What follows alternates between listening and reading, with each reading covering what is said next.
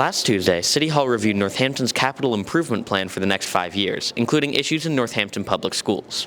Amongst the proposed items to spend capital on was a $1.8 million project to fix the City Hall building and $355,000 for various school district improvements, such as a new curriculum for the English, Science, and Math departments and a walk-in fridge and freezer. We spoke to members of the City Council and School Committee to find out more about what possible funding the district will be receiving.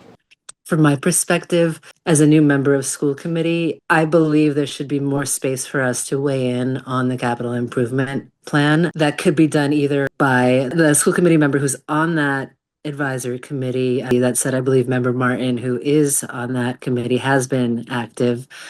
The other possibility is for Member Martin to bring those capital expenses to the school committee for discussion so that she can go back and talk to the committee about our input.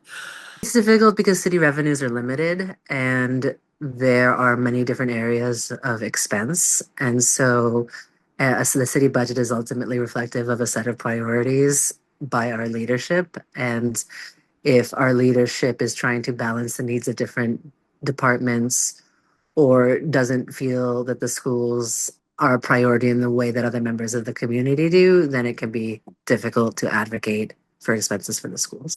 There are dozens and dozens of items related to the Northampton Public Schools, and some of them are things like, paving repairs, gym roof replacement, things that feel a little boring, but they're really important.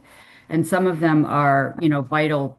And the school department shouldn't have to take it out of its operating budget. So when it comes out of a capital improvement budget, it preserves their operating budget. I was surprised that two of the city councilors in particular voted against some capital projects for the schools, because to me, it's a way to support the schools so that to preserve their operating budgets. To me, that's less important than that we get the money where it needs to go to support the schools. How have pushes for capital projects for the school district gone in the past? And I think, our city government, like a lot probably, has a lot of habit. And so I think that we have a mayor, and following her predecessor, David Narkowitz, who takes a very strong role in planning how the city does things, so that when the council approves money for the school budget or for mid-year appropriation, it is actually up to the school committee to decide the precise usage of that money. I mean, we're given a proposed usage to sort of justify the request, but they can ultimately decide how to best strategically spend that money on people or on things or building, improvements, educational technology, whatever.